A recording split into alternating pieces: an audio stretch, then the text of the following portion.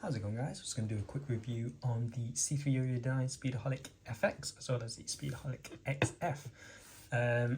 As I mentioned, these two yo-yos are both from C3 Yo-Yo Design.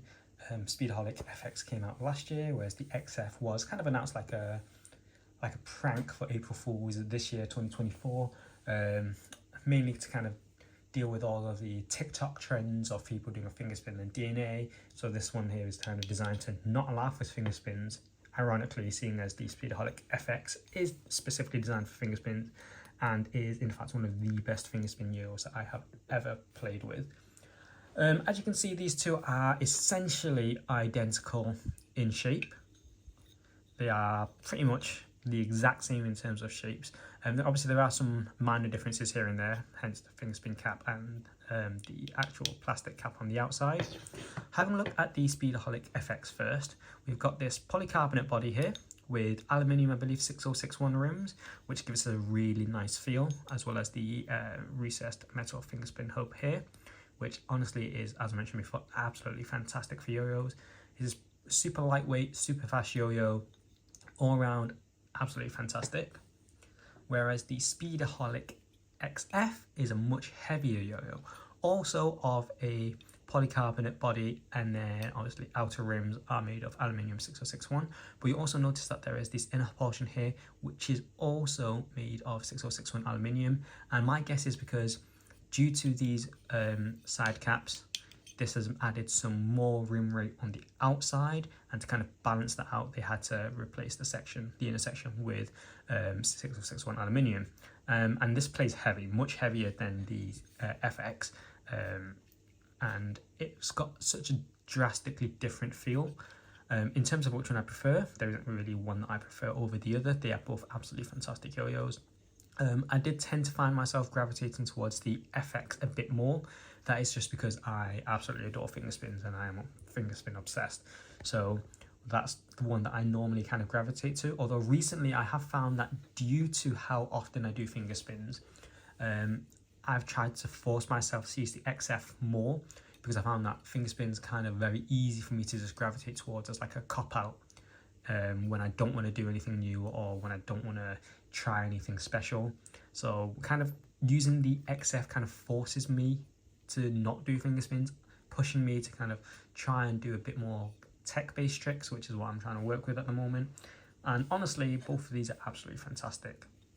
So what I'm going to do now is we're going to do a quick transition over towards how they play, and I'll give you some feedback based off of that. So first up, we've got the Speedaholic FX. So this is an absolutely fantastic yo-yo. I believe if you take this to a competition, you probably have the same performance as, you know, a competition bimetal sometimes, just depending on your own personal preference. I think it is a very competitive yo-yo. It can go at pretty high speeds, and it can normally handle most combos with absolutely no problem. I think we are at the age now where, you know, most yo-yos can do anything. Obviously, aside from the XF can't do finger spins, but I mean, in terms of playability, I absolutely love this yo-yo. It is very smooth, very fast, very stable, and I think it is more than what most people need, and I believe it's at a very friendly price as well. In terms of horizontals, you know, the yo-yo itself, it holds horizontals really well, especially because of the shape. Which means that it's absolutely brilliant for them.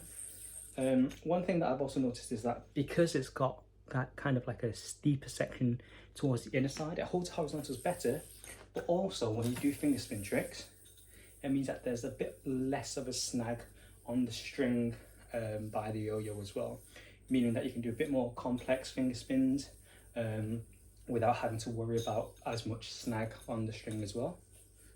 So in that entire period, it never once kind of snagged and wrapped around my finger. And as I mentioned before, this yo-yo is absolutely fantastic for finger spins too. You know, you just hit that sweet spot super easily, and it just allows you to get these really nice finger spins. Oh, I've snotted that. But yeah, in terms of finger spin yo-yos, this is probably one of the best, if not one of, you know, is the best in terms of a lot of things that we've got now. No, things like the cheat code or the baby, those really help you in terms of getting that finger spin as well. But what I find with those ones is that they struggle often in terms of when you actually try and do a bit more like complicated finger spin tricks, just because the designs help you get that initial step, but not necessarily anything after that. Whereas for this one, it allows you to do those more prolonged periods of finger spin tricks, which is absolutely fantastic. Right, so we're switching over to the XF now. As mentioned before, this is a much more heavy yo-yo. It feels heavy on the strings, clunky.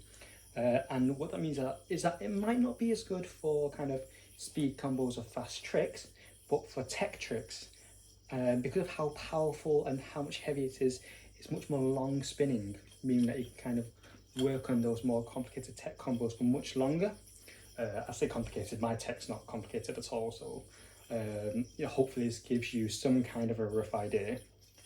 But it's just really, really nice. Now, it's not anywhere near as competitive as the FX. I mean, you could probably push this to do some speed combos, but you know, you do have to push. It doesn't glide along as easily or as nicely as the FX does because of that added weight. But it can do some speed. Now, whether or not that's your kind of thing, I personally don't like when you have to force a yo-yo to do something. So if you're looking for something more competitive, this might not be for you. But if you were looking for something a bit more casual and fun, I would 100% recommend this yo-yo. It is honestly fantastic. Now, it also holds itself on horizontal plane really well as well. It is a really nice kind of a yo-yo too. So, you know, you've got that going for you. In terms of finger spins, obviously doesn't work because of that flat cap. But for those of you following the trends and TikTok and stuff like that, you know, you can still do some kind of a DNA sometimes with like a hat or like a glove. Oop. Let's try that one again.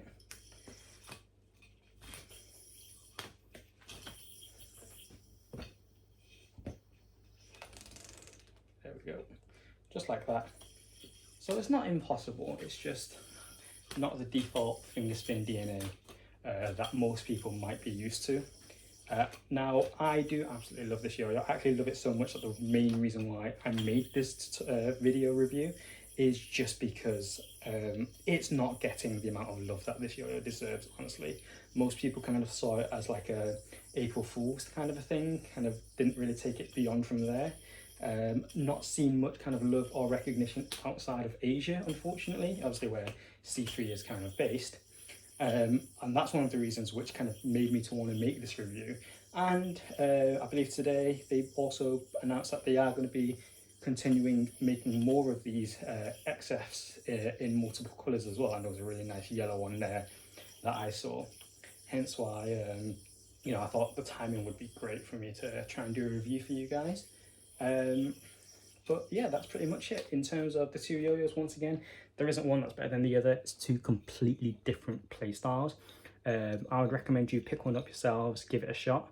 I'd say go for an XF, just because not many people have one of these. If it's kind of a collector's thing that you want, you know, that'd be fantastic. You know, you are more likely to find someone with an FX, just because it's more kind of common, it's more well-rounded. So you might be able to try one of these from one of your friends at like a yo-yo meet, but I definitely recommend picking up an XF.